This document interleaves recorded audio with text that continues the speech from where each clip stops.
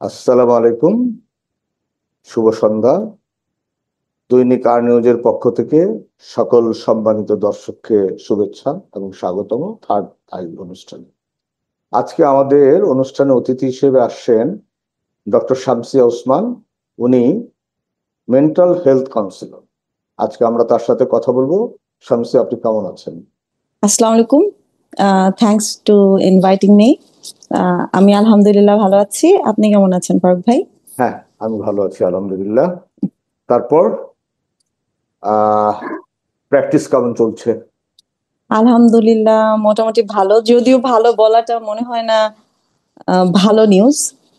ডক্টরদের practice, যত patient কম তার মানে মানুষ ভালো সুস্থ, আর যত পেশেন্ট বেশি তার মানে আসলে মানুষ অসুস্থ। আচ্ছা, সেই মানুষ সুস্থ অসুস্থ নিয়ে আজকে আমরা কথা বলবো। আসলে আমরা সবাই তো সাইকোলজি বললেই বুঝি যে মানসিক একটা ব্যাপার।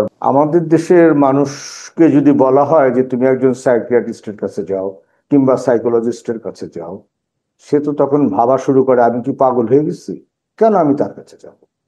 কিন্তু আসলে বেসিক জায়গাটা আমরা যতটুকু জানি ওয়ার্ল্ডের সব দেশেই তারা 3 মাস পর পর সাইকোলজিস্ট কিংবা সাইকিয়াট্রির কাছে যায়। এর বেসিক কারণটা কি? আহ, আমাদের বেসিক্যালি আমাদের কালচারালি কিছু স্টিগমা আছে। স্টিগমা বলতে কিছু ভ্রান্ত ধারণা, ভুল ধারণা বলবো না, ভ্রান্ত ধারণা যে মনের চিকিৎসা করা মানেই বোধহয় পাগল হয়ে যাওয়া বলে আমি যাব। কিন্তু মনও যে একটা শরীরের অংশ।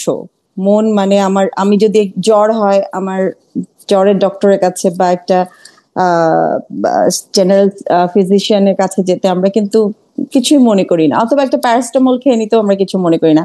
কিন্তু আমার অনেক দিন ধরে মন খারাপ, আমার কারণে অকারণে কান্না পায়, আমার নিজেকে শূন্য লাগে, একাকিত্ব লাগে, লোনলিনেস ফিল হয়। আমরা কখনো মনেই করি না যে এটার জন্য ডক্টর দেখানো জরুরি, এটারও চিকিৎসা হতে পারে। আর তখনই যদি আমরা কাউকে সাজেস্ট করি যে আসেন, তখন তারা বলে যে no, I am physically well, so that's why আমি মেন্টালি ওয়েল।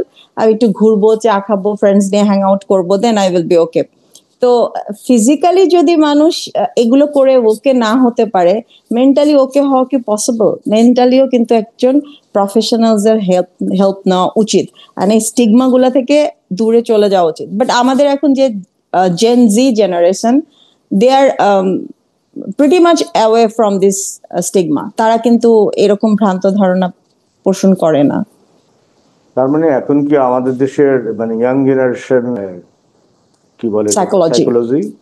হ্যাঁ দে আর বিকজ আমিও, আমার মেইন ইয়ে হচ্ছে গিয়ে women and adolescence, and they are pretty much, তার মানে, এবং তারা মোটামুটি এটাতে এক ধরনের প্রাউড ফিল করে যে তারা কাউন্সিলরের হেল্প নিয়ে, মেন্টালি হেল্প নিয়ে তারা নিজেদেরকে একটা সঠিক রাস্তায় নিয়ে যায়। Because at the age of teen এই যে, আপনি জানেন ফারুক ভাই, আমাদের সবারই একটা পরিবর্তন। ইমোশনাল, হ্যাঁ ইমোশনাল ফিজিক্যাল একটা পরিবর্তন হয়, এবং এই সময় সবাই কিছু না কিছু ট্র্যাজেডির মধ্যে দিয়ে আমরা যাই, ফিল্মি ট্র্যাজেডি গুলা। বাট এগুলা যারা আমরা উতরাতে পারি তারা তো ঠিক আছে, কিন্তু যারা পারি না তারা দেখা যায় যে 20, 22, 25 বছর পর্যন্ত পড়াশোনা, lack of energy, lack of interest, isolation, social anxiety, নিজেকে আস্তে আস্তে গুটায় ফেলে।